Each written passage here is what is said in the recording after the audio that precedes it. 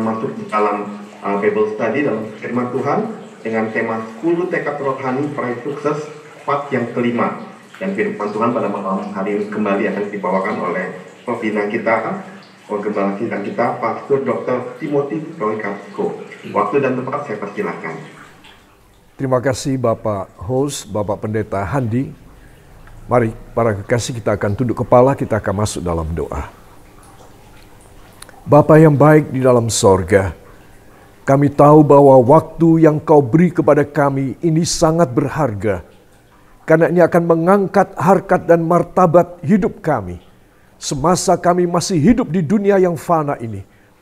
Dengan belajar dari pelajaran 10 tekad sukses ini, apapun yang kami kerjakan dengan tangan kami, dengan pikiran kami, dengan kaki kami, akan menghasilkan yang luar biasa.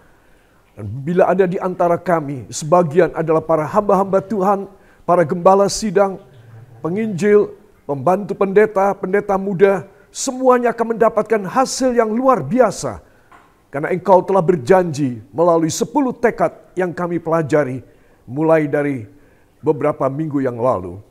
Biar Allah Roh Kudus bekerja, mengajari kami semuanya, supaya kami boleh memiliki roh dengar-dengaran akan suara Tuhan, sehingga Engkau mengubah sejarah hidup kami, sejarah pelayanan kami, supaya berkenan kepada Tuhan, dan Tuhan menghargai kami dengan mencurahkan berkat-berkat jasmani dan rohani yang luar biasa. Oleh sebab itu segala bentuk pekerjaan kuasa kegelapan, segala hambatan pada sinyal maupun juga pada transmisi sinyal kami di tempat kami masing-masing, ataupun gangguan-gangguan dari sekitar, kami patahkan, kami hancurkan dalam nama Yesus, dalam nama Yesus, dan darah anak domba Allah, yaitu darah Yesus Kristus, membungkus dan menyucikan kami sekalian. Dari awal firman sampai pada akhirnya, baik itu juga segala acara pengurapan minyak dan perjamuan kudus, hamba serahkan dalam tangan Tuhan. Biar Tuhan ada di dalam setiap yang kami kerjakan. Kami mengerjakan dengan iman kami. Dan Engkau memberkati semua domba-dombamu yang hadir dan hamba-hamba Tuhan. Hanya di dalam nama Tuhan Yesus Kristus, Juru Selamat dan Penebus kami. Dan kita yang percaya mengaminkan. Amin. Para kekasih, kita akan masuk dalam bagian yang kelima dari Bible Study hari ini, saudara. Dan 10 tekad rohani, saudara, peraih sukses ini tidak sia-sia. Saudara, ini ada sesuatu pelajaran yang penting sekali supaya kita semua boleh mendapatkan di dalam hidup kita. Para kekasih, mari kita akan membaca kembali 2 buah ayat dari Yosua 1 ayat 8 dan ayat yang ke-9. Siapa yang mau membaca, silakan membaca. Ya, dari MK mana saja atau di luar MK pribadi boleh membuka dan membacanya. Yosua pasal 1 ayat yang ke-8 dan ayat yang ke-9. Yosua 1 ayat 8 dan 9. Janganlah engkau lupa memperkatakan kitab Taurat ini, tetapi renungkanlah itu siang dan malam, supaya engkau bertindak hati-hati sesuai dengan segala yang tertulis di dalamnya. Sebab dengan demikian perjalananmu akan berhasil dan engkau akan beruntung. 9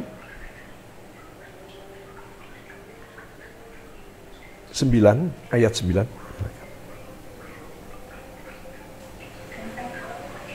Ucapkan kepadamu, kuatkan dan bersihkanlah hatimu, dalamlah hidup dan tawar hati, sebab Tuhan Allahmu menyertai engkau kemanapun engkau pergi. Amin. Terima kasih pada Bapak Anton dan MK Kakidian. Ya. Saudari Fana. Oke. Para kekasih, apa yang telah kita baca dan kita dengarkan bersama, saudara, ini luar biasa. Saya tidak ulangi lagi latar belakang dari kehidupan Yosua sebagai hamba dari Musa. Dia bukan saudara. Dia bukan kenalan baik, ya. Tetapi dia hamba dari Musa. Saya kemarin 2 minggu yang lalu menyampaikan, jangan anggap bahwa bila pekerjaan kita itu dipandang sebelah mata oleh orang lain, maka kita juga tidak dipandang oleh Tuhan. Tidak. Kalau orang tidak memandang kita, Tuhan memandang kita. Yang percaya beri tepuk tangan bagi dia. Ayo semangat. Siapa yang belum tepuk tangan? Siapa yang percaya beri tepuk tangan bagi dia. Ya, saya minta dalam Bible study ini kita semua semangat, oke? Karena pembicara saudara semangat. Kalau saya melempem, saudara silakan tidur, ya. Itu sebab saya ingin supaya semua saudara semangat, ya. Katakan pada samping Anda, yang semangat ya, gitu. Oke. Para kekasih, jadi saya ulangi kalimat saya yang terakhir. Kalau kita merasa tidak dipandang oleh orang, seperti Yosua, karena dia hamba, maka Tuhan memandang kita. Amin. Kalau kita tidak mungkin dipilih oleh orang, ya karena kita tidak berprestasi, pendidikan tidak tinggi, uang tidak punya, ya kesempatan tidak ada, maka kita tidak dipandang, kita tidak akan dipakai oleh orang. Maka Tuhan akan memakai kita. Di sini keistimewaan seorang yang ngawulo, seorang yang berbakti dan menyerahkan hidupnya kepada Tuhan. Di sini keistimewaannya, saudara. Apa yang saya dan saudara merasa bahwa kita ini tidak bisa, tidak istimewa, dijadikan bisa, dijadikan istimewa. Ya, itu sebab berapa kali saya bilang, menjadi anak Tuhan tidak boleh merendahkan orang lain. Baik itu jemaat Anda maupun sesama anggota jemaat, tidak boleh sama sekali. Ya, jangan memandang orang dari luarnya. Seperti Tuhan memandang hati orang. Saudara, kita harus memandang orang dengan mata kasih supaya kita boleh mengasihi mereka dengan sungguh-sungguh. Ya, saudara, apapun yang mereka kerjakan, barangkali mereka tidak suka sama kita. Apakah saya dan saudara sebagai anak Tuhan membalas tidak suka? Wah, kita bukan anak Tuhan. Kita bukan anak Tuhan. Kalau kita anak Tuhan, orang tidak suka sama kita, orang memfitnah kita, orang menjatuhkan nama baik kita, kita tetap mengasihinya. Yang mau katakan amin. Kurang keras, amin. Ya, ini rahasia, saya kasih tahu, ini rahasia dari dalam Alkitab. Ketika saya melakukannya, Anda melakukannya, maka Tuhan yang memberkati kita dengan keajaiban-keajaibannya. Amin. Yang percaya 100% beri tepuk tangan bagi dia. Ya, puji Tuhan. Saya berharap kita semuanya semangat ya.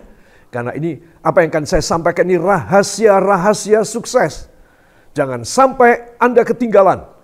Anda cuma gigit jari saja. Ya. Siapa yang gigit jari? Bayi. Ya. Dia ngemut jarinya. Ya, jangan gigit jari. Ya, saudara, kita harus bersemangat. Oke? Nah, mari kita akan lanjutkan, saudara. 1. Anda punya pikiran Kristus. Saya hanya mengulangi sedikit, ya.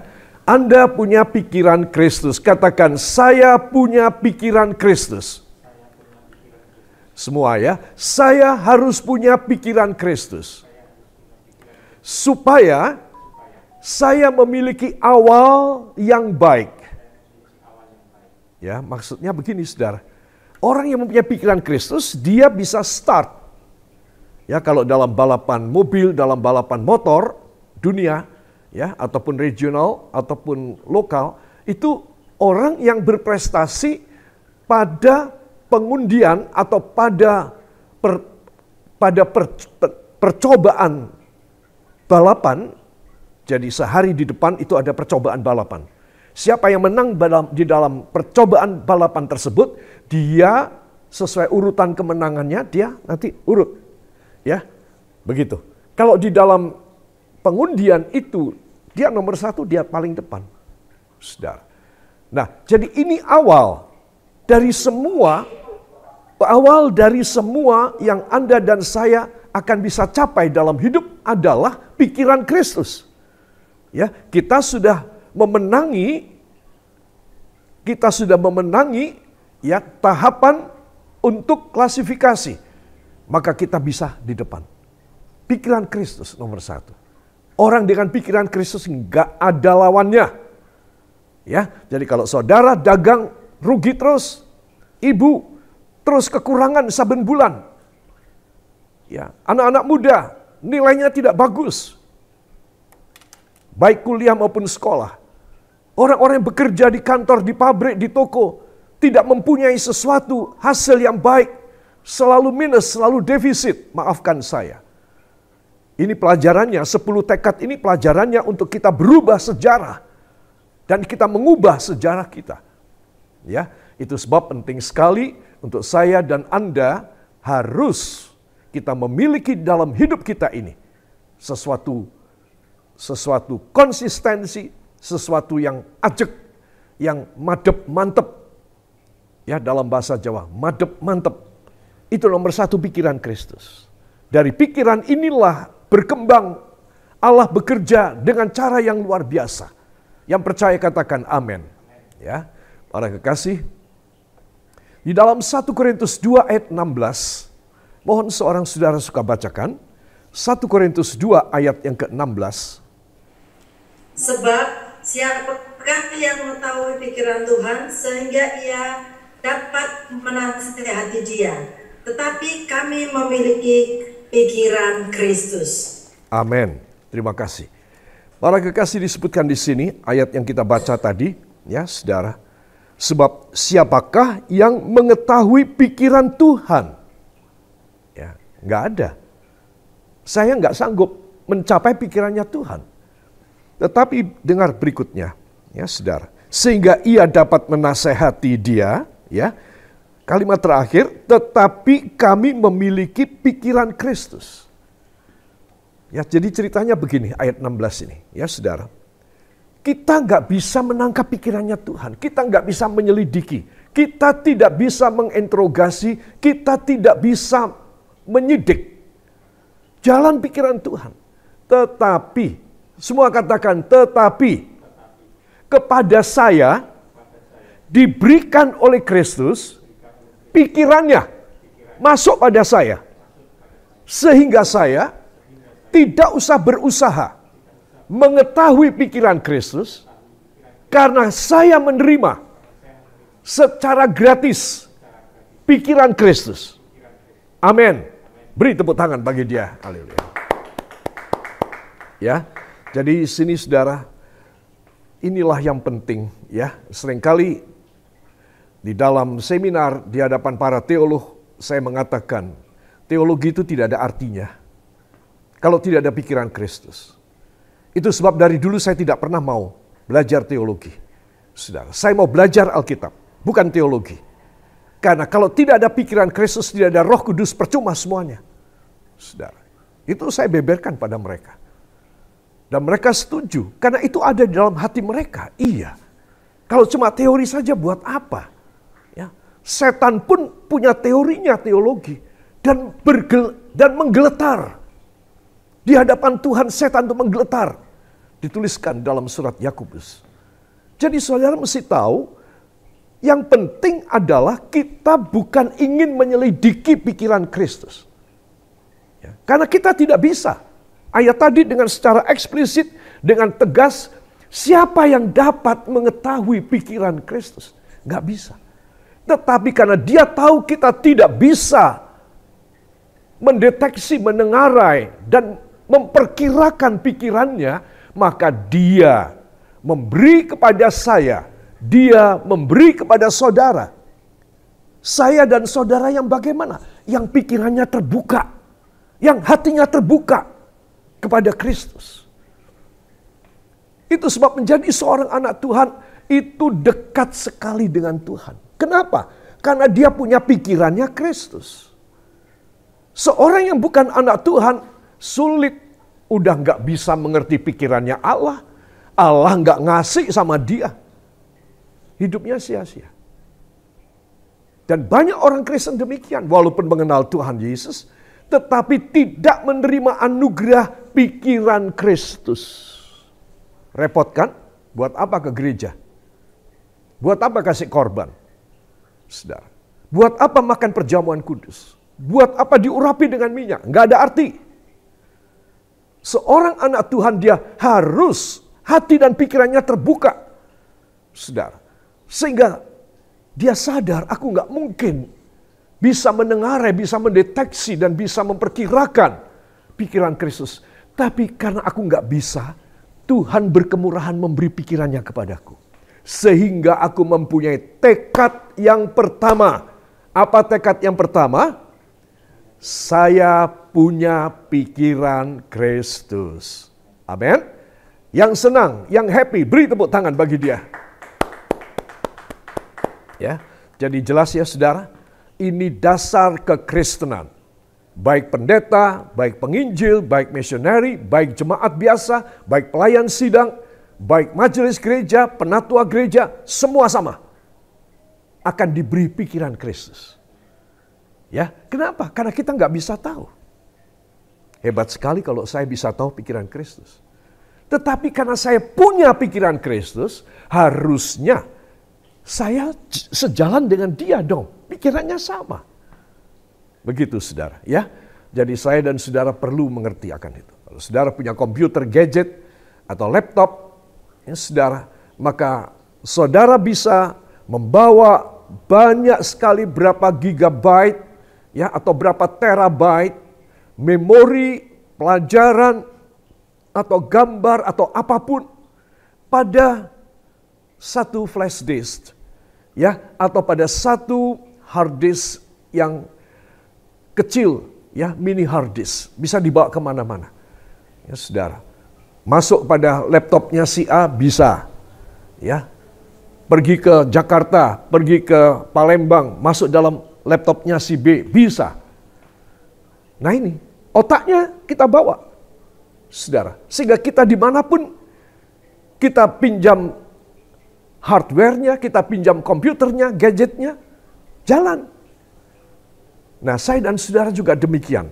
Punya pikiran Kristus, itu besar khasiatnya. Amin. Contoh hidup sehari-hari.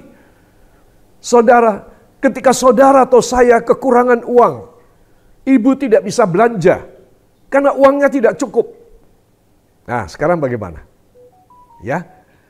Apa yang dilakukan oleh ibu ketika hari Rabu atau hari Selasa tadi pagi, uangnya nggak cukup untuk belanja. Ayo, saya ingin dapat jawaban dari salah seorang ibu. Ya, bisa dibuka mic-nya, lalu ibu jawab. Ya, ada hadiah itu nanti. Ayo jawab. Siapa? Bapak nggak boleh ini. Ini khusus untuk ibu ini. Ibu atau pemudi boleh. Berdiri ya Bu? Nggih. Pakai pikiran Kristus. Ya, bagaimana pakai pikiran Kristus?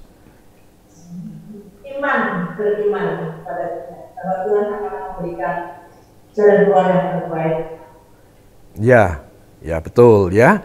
Jadi kita harus pakai pikiran Kristus dengan cara kita beriman dan berdoa dan bersyukur.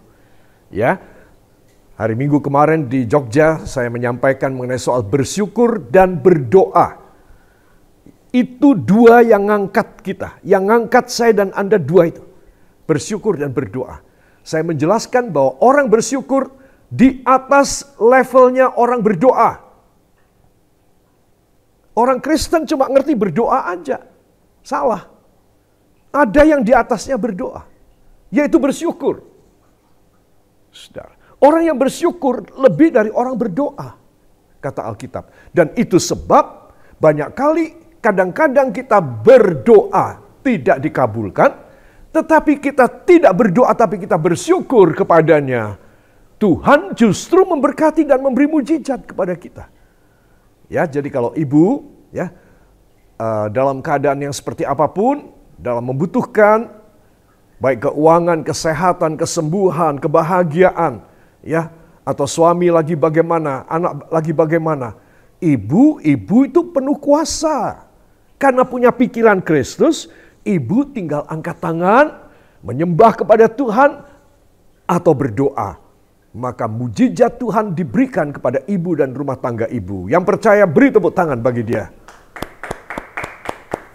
Hebat ya, punya pikiran Kristus, hebat ya. Tadi yang menjawab Ibu Murtrika. Halo? Ya, ya. Ya, terima kasih Ibu. Ya, matur nuwun ya, dicatat oleh staf ya. Nah, para kekasih, di sini kita melihat bahwa ini nomor satunya saya, nomor satunya saudara. Contoh yang lain, ya, dalam Bible study ini saya akan bikin untuk urusan sehari-hari, ya. Jadi saya tidak mengajari saudara yang wah teori siapa, kemudian tulisan buku siapa, enggak, ya. Wong saya saja enggak mau baca itu, buat apa? Yang saya pelajari cuma dari Alkitab, ya. Para kekasih, perhatikan contoh yang lain. Umpama bapak-bapak, ya, pada suatu saat sudah pulang dari kerja, ya, pulang dari kerja capek, ya, maunya bapak-bapak apa? Sampai di rumah ada kopi, ada ketela, ya, ada getuk, ada makanan, sup ayam dan lain sebagainya. Tetapi karena sesuatu hal, istri, ibu di rumah tidak bisa memasak, tidak bisa menyiapkan. Ya. Lalu bapak-bapak membuka semua tutup saji di meja makan, semuanya kosong. Ya. Saya mau tanya Bapak, kali ini Bapak yang jawab. Ya. Apa reaksi dari Bapak ketika Bapak kecewa, udah capek, kepingin makan ini, kepingin minum itu, tapi istrinya tiba-tiba sakit, nggak bisa. Atau barangkali istri sedang pergi keluar dan sehari tidak bisa masak. Katakan demikian. Apa reaksi Bapak? Tolong mic-nya dibuka, salah satu tolong jawab. Monggo. Sini Pak, ini. Puji Tuhan, tetap bersyukur mempunyai pikiran Kristus. Ya, bersyukurnya bagaimana Bapak? Bersyukurnya bagaimana? Terima kasih apa yang sudah Tuhan berikan. Tapi tidak ada apa-apa itu? Di meja makan tidak ada apa-apa itu? Gimana? Ya, tetap bersyukur dan mempunyai pikiran Kristus. Ya. Yang tepat adalah datang di mana istri terbaring sakit mendoakan. Ya.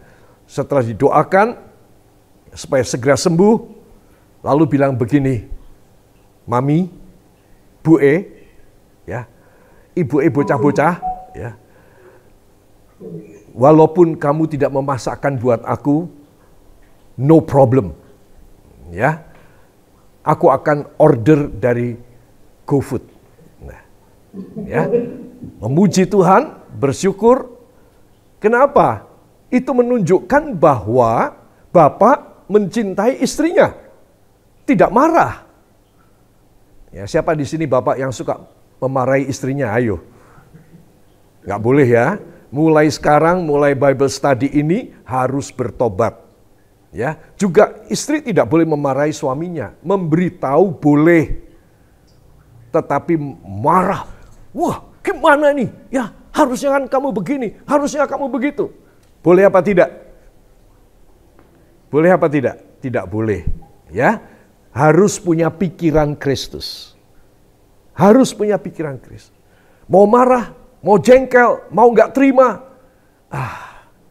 nggak boleh. Aku punya pikiran Kristus. Rugi kalau aku marah, pikiran Kristus dicabut dari aku. Aku jadi bodoh dong. Aku jadi nggak bisa mikir lagi yang baik. Betul? Itu sebab itu kita harus mempunyai pikiran Kristus, bersyukur, ya, berdoa, bersyukur kepada Tuhan. Ketika kita menghadapi sesuatu yang kosong sama sekali, yang mengecewakan, para kekasih, pikiran Kristus itu nomor satu. Supaya apa? Supaya iblis tidak kasih pikirannya kepada saya. Kalau saya tidak punya pikiran Kristus, iblis datang kasih. Nih pada Timothy, kasih pikiranku ini. Pikiran yang kotor, pikiran yang kriminal, pikiran yang keras kepala, pikiran yang sombong, pikiran yang berani kepada Tuhan.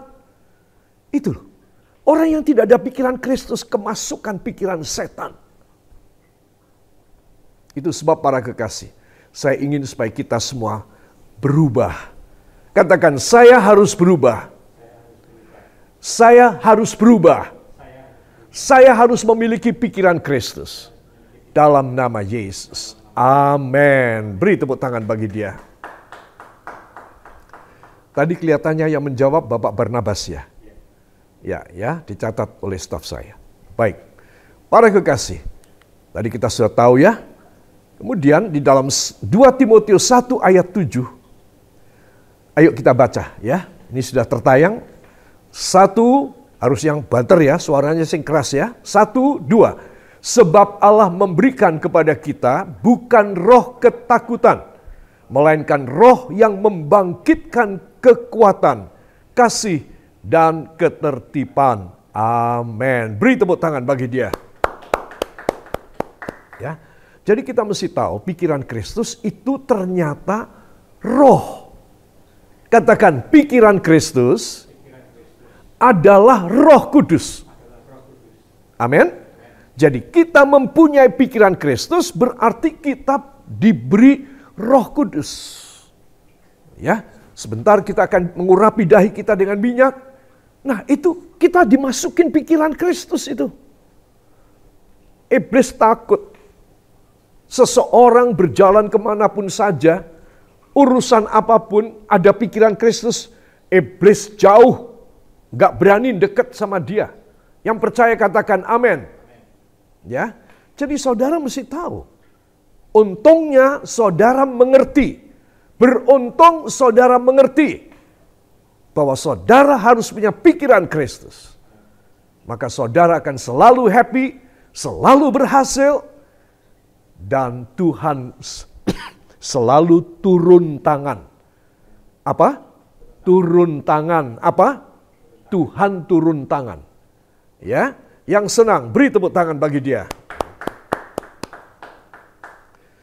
Saudara yang kekasih, ini adalah sumber kekuatan untuk survive, untuk bertahan. Orang punya pikiran Kristus, dia punya ketahanan. Dia tidak mudah putus asa, dia tidak mudah marah, dia tidak mudah jengkel, dia tidak mudah mundur. Karena dia punya pikiran Kristus, dia tetap ingin maju. Saudara, sebentar kita akan melihat sebuah video. Ya, sebuah video. Tolong, jangan kemana-mana. Ya, kita akan kembali pada tayangan berikut ini. Ya.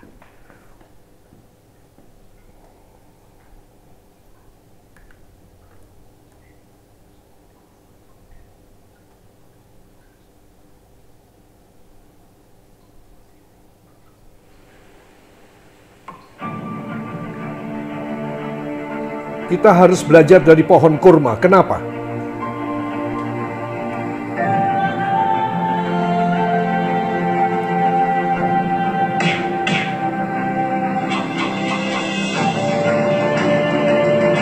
Itu biji yang baru tumbuh.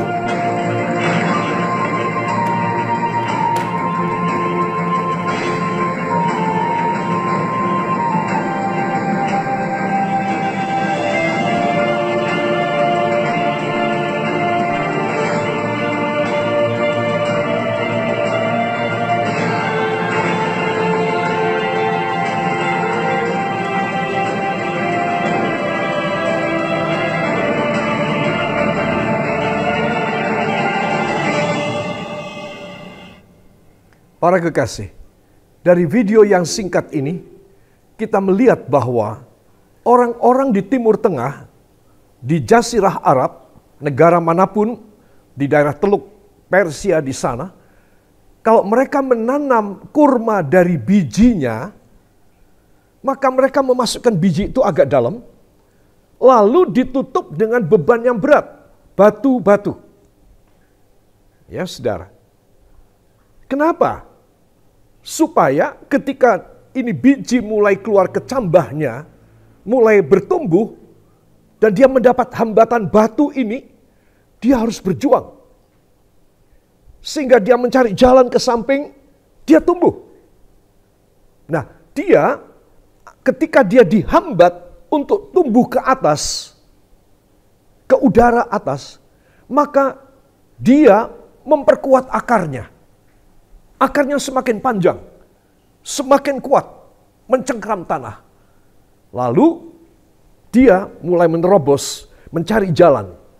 Ya, di samping batu itu dan dia keluar, muncul. Itu sebab semua pohon kurma, kalau kita melihat di Israel maupun di Jazirah Arab, itu pokoknya yang di bawah itu mesti agak melengkung begitu.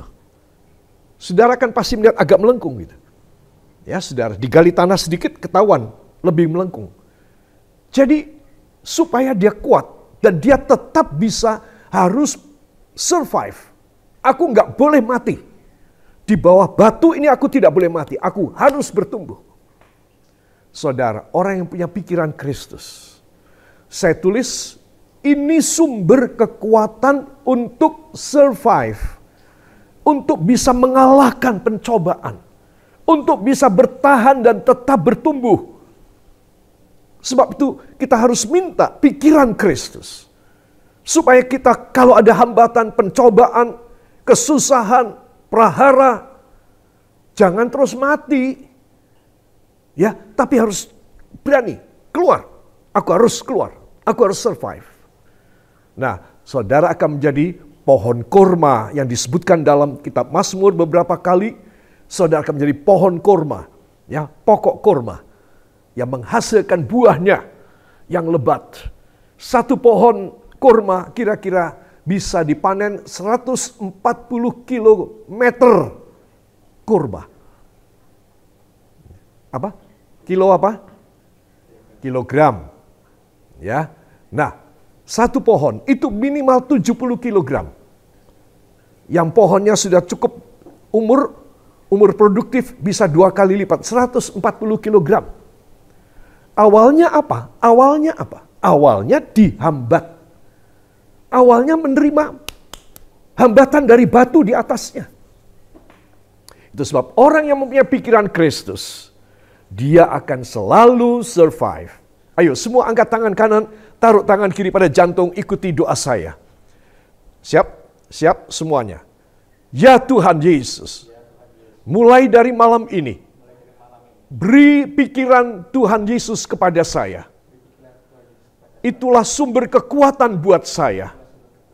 Sehingga saya bisa survive, bertahan, bahkan menaklukkan segala beban dan pencobaan. Dalam nama Yesus, pikiran Kristus membuat saya terus bertumbuh ke arah atas, ke arah sorga, dan menghasilkan buah-buah yang lebat untuk diri saya dan orang-orang lain. Dalam nama Yesus, beri kepada saya, mulai dari malam ini. Semua angkat 2 tangan, ucapkan terima kasih. Terima kasih Bapa, terima kasih Yesus, terima kasih Roh Kudus untuk pelajaran ini. Hanya di dalam nama Tuhan Yesus Kristus, Juru Selamat dan Penebus kami. Dan kita semua mengaminkan. Amin. Beri tepuk tangan bagi dia. Mantap ya saudara. Ya, ayo anggukkan kepala ke samping. Katakan gimana? Mantap ya? Gitu. Ya, puji Tuhan ya. Semua. Nah, para kekasih, saya akan lanjutkan pada tekad kedua. Tekad kedua adalah saya adalah anak Tuhan. Katakan, saya adalah anak Tuhan. Ya, dan ini penting sekali, saudara bukan orang Kristen saja, tetapi saudara adalah anak Tuhan. Ya, anak Tuhan itu lebih tinggi daripada orang Kristen. Ya, nah, anak Tuhan lebih dekat dengan Bapa di sorga. Para kekasih, itu sebab dituliskan dalam 1 Yohanes 1 Yohanes pasal 1 ayat yang ke-12, kita akan baca. 1, 2. Tetapi semua orang yang menerimanya diberinya kuasa supaya menjadi anak-anak Allah. Amin. Ayo, saya melihat dari monitor saya. Di depan saya ini ada monitor besar, ya.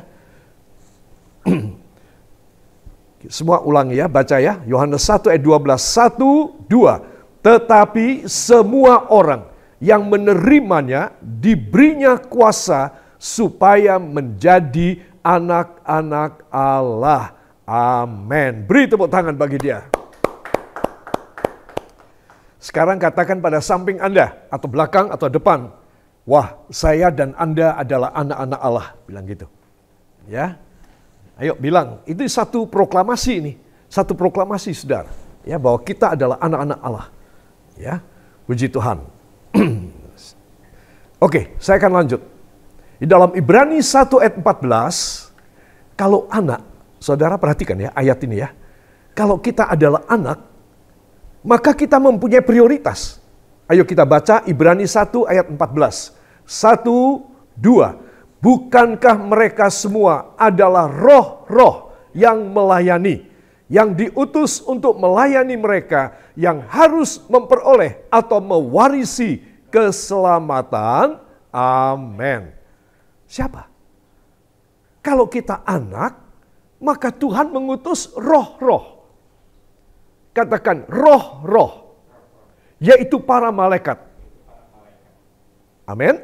Jadi saudara mesti tahu. Kalau saudara orang Kristen dan bukan anak Tuhan, berarti saudara hanya Kristen KTP saja. Nggak ada roh-roh, nggak ada malaikat yang menyertai hidup saudara, membantu saudara, nggak ada. Tetapi kalau saudara itu adalah anak Tuhan, artinya orang Kristen yang sesuai dengan firman, maka, semua katakan, maka Tuhan mengutus malaikat-malaikat, yaitu roh-roh, untuk melayani saya. Yang senang, beri tepuk tangan bagi Tuhan. Jadi ceritanya begini, saudara. Kalau saya anak Tuhan, boleh saya disebut hamba Tuhan, tapi harus jadi anak Tuhan. Nggak boleh jadi hamba Tuhan, bukan anak Tuhan. Wah, itu fatal. Ya. Seorang hamba Tuhan, full timer, dia tetap anak Tuhan. Itu sebab Tuhan memanggil saya anak. Ya, para kekasih, kalau saya dan saudara anak-anak Tuhan, akan ada buktinya. Apa buktinya? Kita selalu menerima bantuan dari sorga. Para malaikat akan membantu kita. Bila saudara merasa saudara tidak pernah dibantu, ada dua kemungkinan jawaban. 1, saudara bukan anak Tuhan. Walaupun saudara ke gereja, walaupun saya pendeta, pengkhotbah, walaupun saudara berkorban mengembalikan persepuluhan, tapi saudara bukan anak Tuhan. Karena saudara tidak pernah dibantu oleh para malaikat.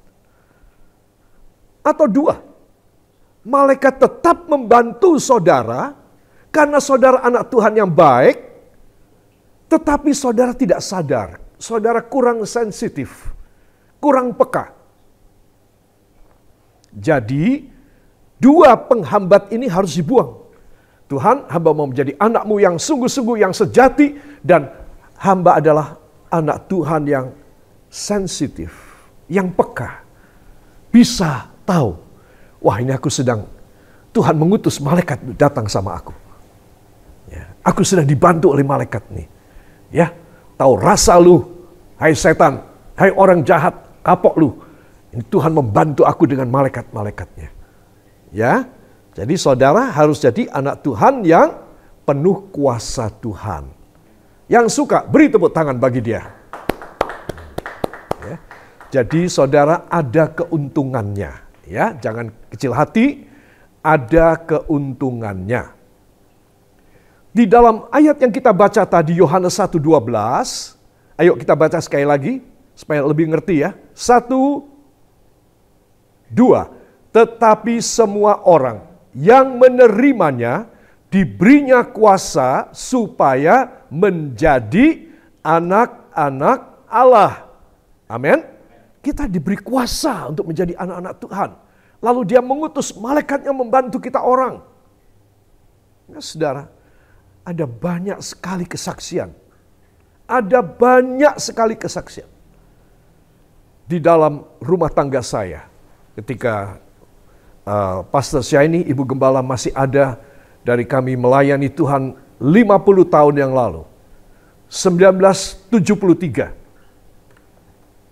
Secara resmi, saudara, sebelumnya saya 3 bulan merintis sendiri, karena kami belum menikah.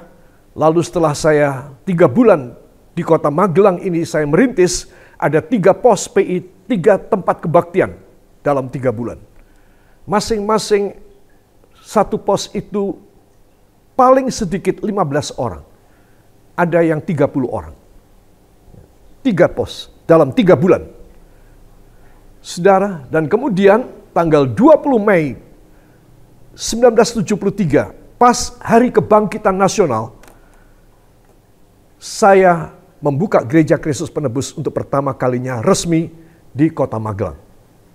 20 Mei 1973. 15 Mei 1973, 5 hari sebelumnya, kami menikah di kota Madiun. Nah, saudara, sejak itu kita mengalami satu perjuangan yang berat sekali. Perjuangan yang berat sekali. Tidak makan, kemudian ya banyak segala macam keberatan. Kenapa, saudara? Apakah memang saya tidak ada yang membantu? Famili ada yang bantu. Orang tua dari saya, orang tua dari Ibu Gembala almarhum membantu, 2 orang tua membantu. Ada famili om dan tante lain membantu setiap bulan. Tetapi saudara, di awal itu saya ingin membuktikan, saya dan Ibu Gembala ingin membuktikan di mata Tuhan bahwa kami melayani Tuhan bukan untuk mencari uang, mencari pekerjaan. Itu sebab uang yang kami terima setiap bulan pada tanggal yang berbeda, kami pakai untuk apa? Untuk menyekolahkan anak-anak dari jemaat yang tidak bisa sekolah. Untuk apa? Untuk membantu ibu janda membelikan beras, membelikan gula, minyak. 50 tahun yang lalu, saudara, kami sudah bergerak begitu. Kami ingin menguji kebenaran firman Tuhan, pemeliharaan Tuhan. Selain untuk intern jemaat, mereka-mereka yang kekurangan, maafkan saya, tidak ada satu anggota jemaat kami di Jalan Jambon waktu itu. Di awal pelayanan kami, orang mampu atau setengah mampu nggak ada. Semua di bawah garis kemiskinan. Pemulung, bapak-bapak penarik becak, kemudian membantu rumah tangga, ya orang-orang yang dipinggirkan, orang-orang yang dipinggirkan, yang dipandang sebelah mata. Tetapi mereka mau datang mencari Tuhan. Ya, saya menyampaikan firman yang penuh dengan kuasa, sehingga mereka satu demi satu setiap bulan itu pasti ada yang berhenti dari pekerjaannya yang lama. Dari pemulung berhenti. Dari tukang becak berhenti. Dari yang membantu rumah tangga dan lain sebagainya itu pada berhenti. Mendapatkan pekerjaan-pekerjaan di kantor. Mempunyai Tuhan kasih modal, buka warung di depan rumah atau di pasar. Ya, kebanyakan buka di pasar. Dari satu meja kecil. Tetapi mereka diberkati oleh Tuhan. Luar biasa. Nah, mulailah mereka diberkati. Tetapi itu pengorbanan. Dan saya ingin membuktikan kepada Tuhan. Karena saya percaya Tuhan tidak akan membiarkan anak-anaknya, domba-dombanya, kelaparan, kekurangan uang, kesakitan, Tidak mungkin. Katakan tidak mungkin. Kurang keras, tidak mungkin. Ya, jadi saudara mesti tahu. Itu sebab Tuhan memberkati kami itu luar biasa dari sejak awal. Lalu kami membangun gereja Hall KP yang kecil. Di belakang saya sini, gereja yang kecil. Ya, saudara, kapasitas 250 orang. Mujizat terjadi. Mujizat terjadi. Tanah yang memberi wali kota pada waktu itu. Beliau seorang haji, seorang kolonel, seorang tentara. Ya, saudara. Memberikan tanah 2 kafling, 800 meter. Saudara, untuk pastori dan untuk Hall KP. Di masa pembangunan gereja yang pertama ini, mujizat luar biasa. Saudara, dari mana uangnya? Ya, kalau tidak salah ingat itu sekitar membangun Hall KP itu senilai 100 jutaan waktu itu. Itu adalah 45 tahun. 45 tahun yang lalu. 100 juta. Wali kota itu dipakai oleh Tuhan untuk membantu kami luar biasa. Ya. Kemudian ketika pembangunan uang habis, tiba-tiba itu uang itu ada, saudara. Nah, ini berkenaan sekali dengan Ibrani 1 ayat 14 tadi. Bahwa Tuhan mengutus roh-roh untuk melayani saya. Untuk melayani Ibu Gembala. Di dalam pelayanan, di dalam pembangunan rumah Tuhan ini. Jemaat masih kecil. Tidak ada yang bisa diharapkan di bidang keuangan. Mereka hanya membantu kerja bakti setiap hari. Jaga malam, setiap malam. Saudara, bapak-bapak dan ibu-ibu itu bekerja. Malamnya bapak-bapak dan pemuda-pemuda jaga malam. Saudara, dan saya mau beri kesaksian. Dari mana uangnya? Tiba-tiba di kantong celana panjang yang saya gantung, ya, itu ada 300 ribu rupiah. Saya tanya kepada Ibu Gembala, loh, kapan kamu memberi aku uang 300 ribu? Kok tiba-tiba di kantongku ada 300 ribu? Enggak. Aku enggak punya uang segitu. Saya hatinya, ini mesti Tuhan ini. Lalu saya bilang sama dia, luar biasa. Tuhan tahu bahwa kita membutuhkan 200-an ribu hari ini untuk membayar tukang-tukang dan materi. Tiba-tiba ada 300 ribu, saudara. Selain itu, saudara, di masa pembangunan gereja yang kecil, nanti di gereja yang besar itu juga lebih banyak mujizatnya itu. Malaikatnya yang datang itu lebih banyak membantu kami. Ya, saudara, ada orang yang menyelipkan amplop di bawah pastori, di bawah pintu pastori. Ya, saudara, ya. Dan amplop itu isinya cukup untuk pembangunan selama 1-2 minggu. Saudara bisa bayangkan. Ya. Saya mencoba memikir siapa ya? Nggak ada nama. Kapan ya? Kita nggak tahu kapan. Tiba-tiba amplop itu sudah masuk di dalam pastori. Ya. Dulu, pastori itu yang lama, itu jelek sekali. Jelek banget. Ya. Nah itu. Dan saya memasang pintu depan pastori itu bukan pintu yang seharusnya. Ya, itu pintu dedelan dari ruangan lain. Dan itu adalah pintu yang sementara, jelek. Itu sebab pintunya itu tidak bisa rapat sampai ke lantai. Tetapi ada ronggang kira-kira 3-4 gram. Apa? 4 cm. Ya, 4 cm dari lantai sampai itu. Dalam bahasa Korea namanya nyingkrang. Nah, itu daun pintunya nyingkrang begitu. Nah, jadi kalau ibu dan bapak rumahnya sedang bangun, ya kasih nyingkrang aja. Tapi ya jangan-jangan deh, ya nanti yang masuk malah yang lain nanti. Jadi, nah itulah seringkali amplop-amplop yang tebal itu masuk di situ. Kita tidak pernah tahu siapa. Tuhan mengirim malaikat. Ya, itu sebab jadi anak Tuhan dilayani oleh para malaikat. Yang percaya beri tepuk tangan bagi dia. Anak-anak Tuhan, saya menekankan hal ini supaya jadilah jemaat dan domba-domba Tuhan yang setia. Jadilah hamba-hamba Tuhan yang setia, yang tulus. Aku melayani Tuhan tidak cari uang. Justru Tuhan kasih uang. Kalau saya melayani Tuhan dari awal untuk uang, nggak tahu saya nasibnya kayak apa. Yang jelas Timothy Roy pasti tidak mau. Pasti saya tidak mau.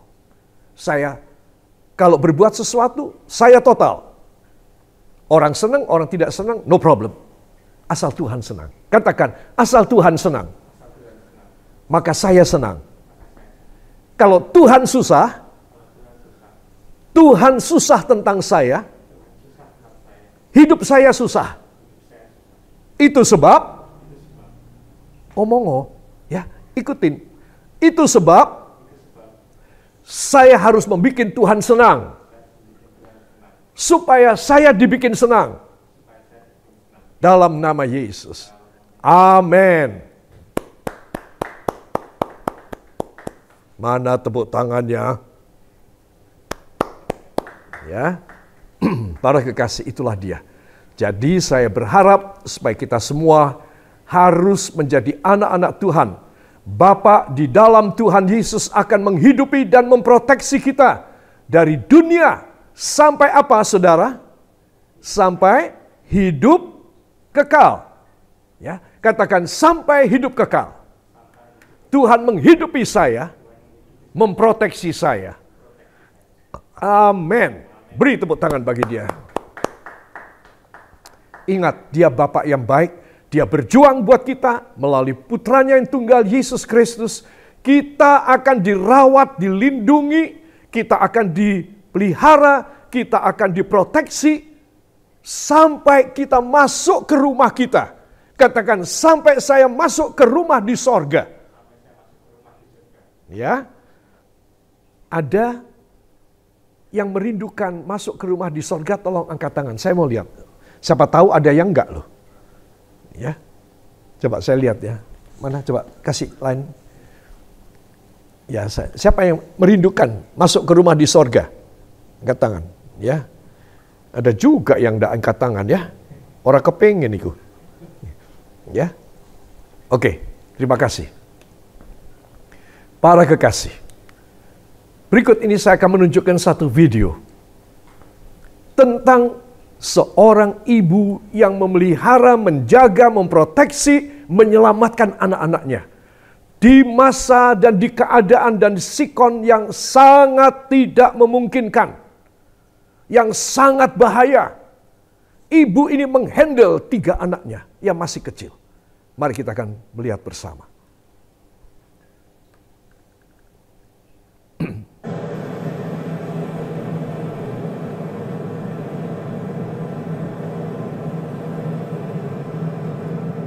Daerah yang terjal ini.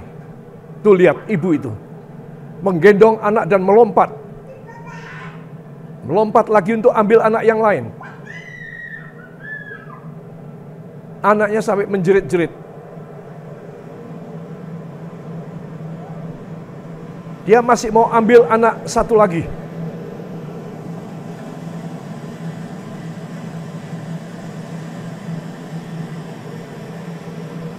Itu dia gendong di belakang.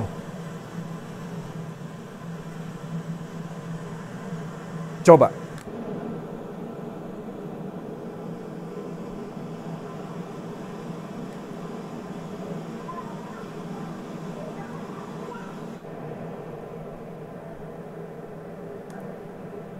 Ibu yang luar biasa. Saya tidak tahu persisnya ini di daerah mana, saya tidak tahu.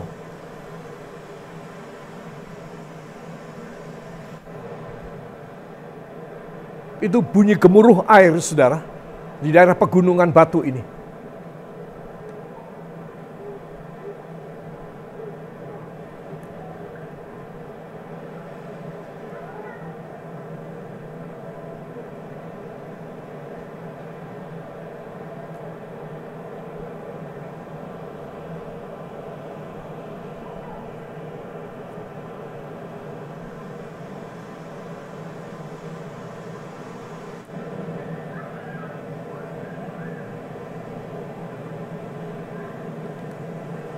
Tuh, lihat.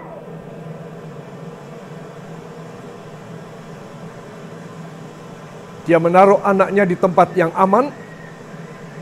Dia kembali untuk membawa anak-anak yang lain.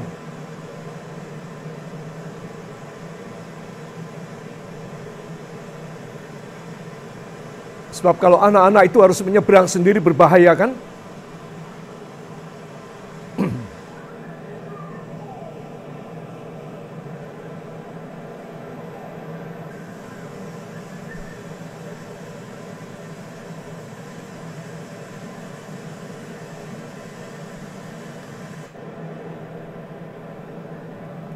Saudara, lihatlah, tempat tinggal mereka itu daerah yang terjal dan sangat berbahaya.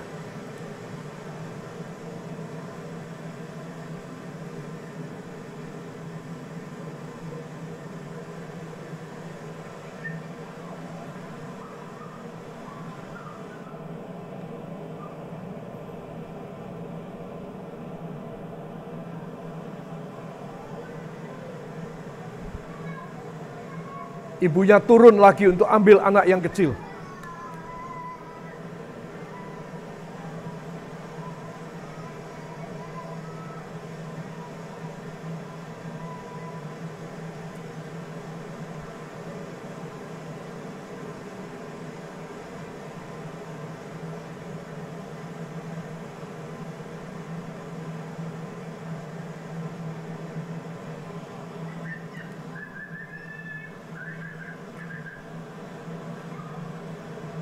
Perjalanan dan pencobaan belum selesai. Setelah ini lebih mengerikan lagi. Tapi ibu ini menghandle semua sikon bagi 3 anaknya. Yesus juga berbuat demikian buat kita. Jangan khawatir. Melewati bahaya dan kemungkinan bahaya.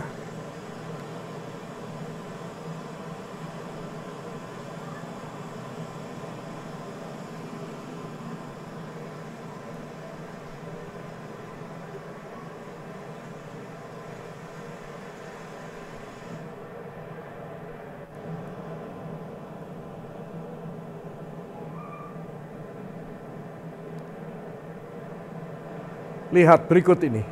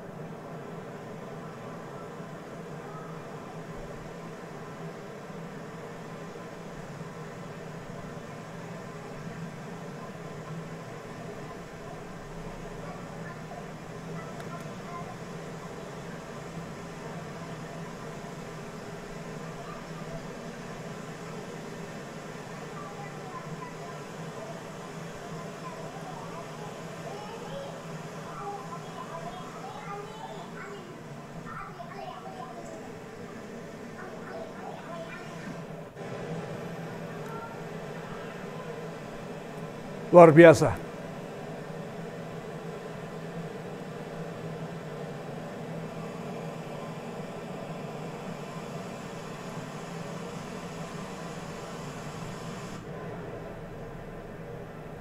masih naik lagi.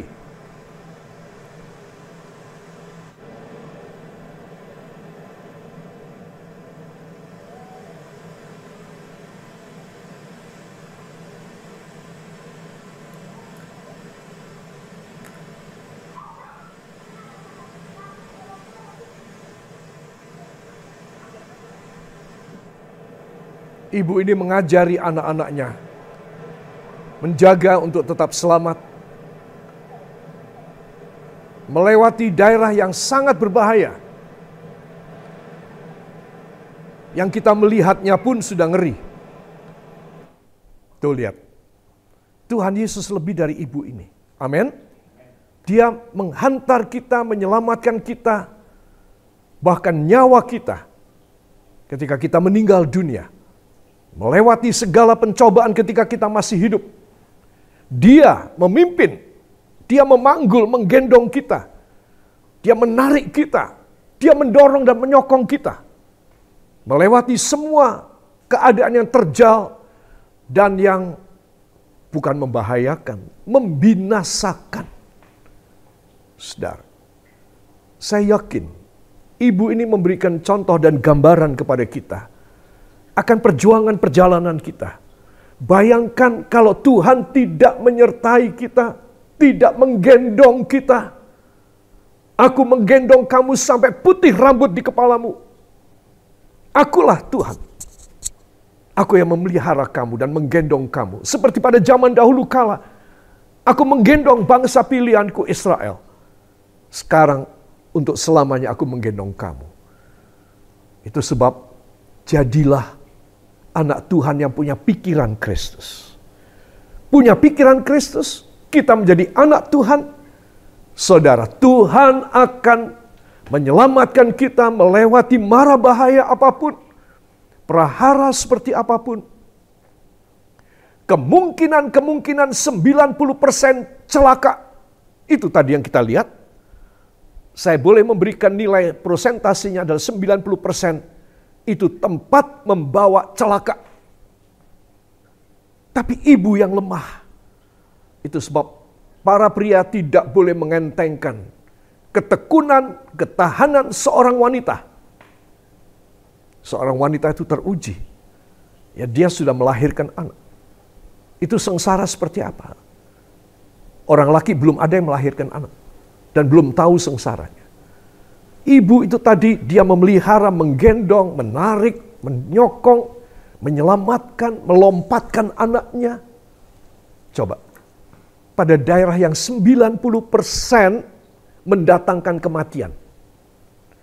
Itulah sebabnya Daud mengatakan, sekalipun aku berjalan di lembah kematian, aku tidak khawatir. Karena Tuhanlah tongkat dan gadaku. Aku tidak kecil hati. Aku anak Tuhan. Kalau saudara anak Tuhan, Tuhan akan turun tangan bukan hanya dengan mengutus roh-roh pelayan, yaitu para malaikat. Tetapi lebih daripada itu, Dia sendiri yang menggendong kita, yang membopong kita, yang melompatkan kita, yang memanjatkan bagi kita. Sampai kita tiba di rumah Bapa di sorga. Semua mata dipejamkan, kepala tundukkan, datang pada Tuhan Yesus. Ya Bapa yang baik, hamba telah menyampaikan sedikit isi hatimu.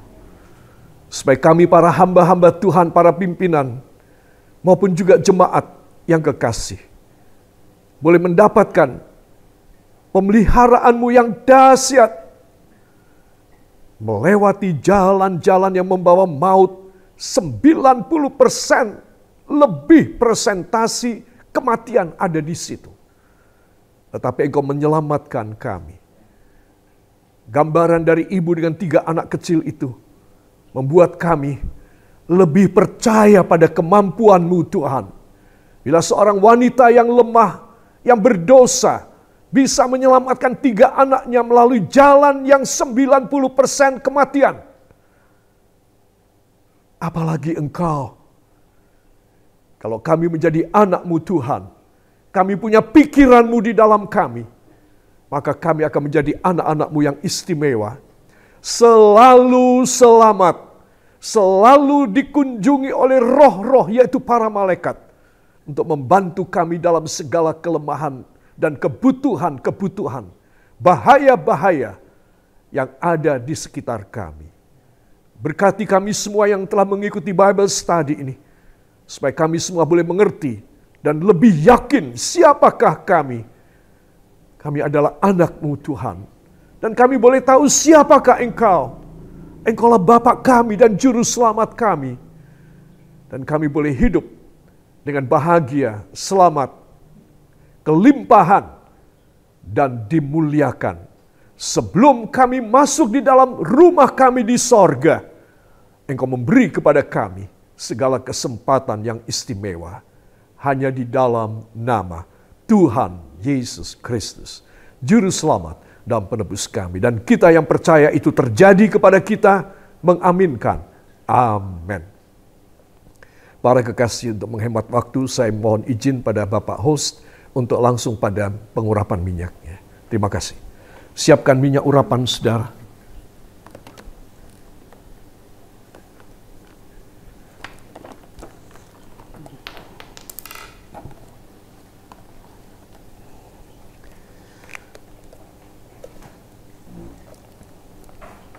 Dengan pengurapan ini, apa yang telah kita pelajari dalam Bible Study ini akan menjadi satu kenyataan bahwa Tuhan memberi kepada kita ya kuasanya yang ajaib.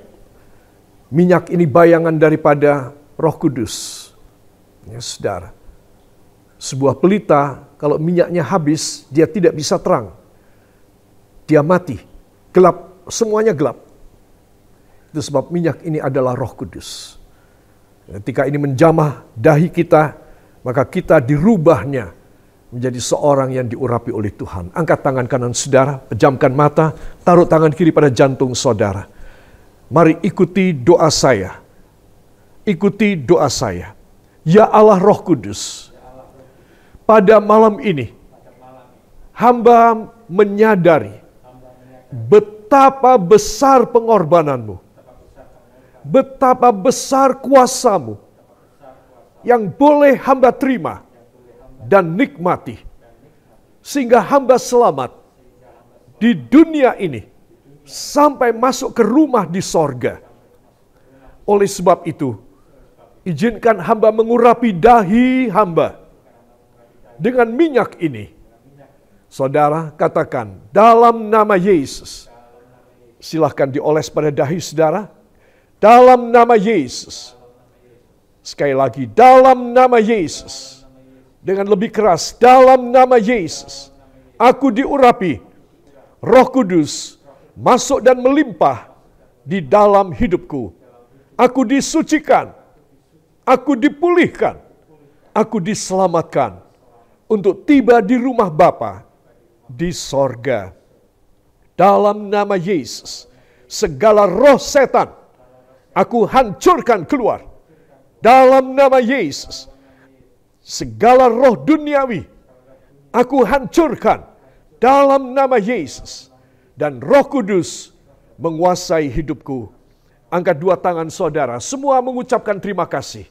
Dengan suara saudara. Terima kasih Bapa. Terima kasih Yesus. Terima kasih Roh Kudus. Sekali lagi. Terima kasih Bapa. Terima kasih Yesus. Terima kasih Roh Kudus. Dan kita semua yang percaya diurapi mengaminkan. Amin. Beri tepuk tangan bagi dia.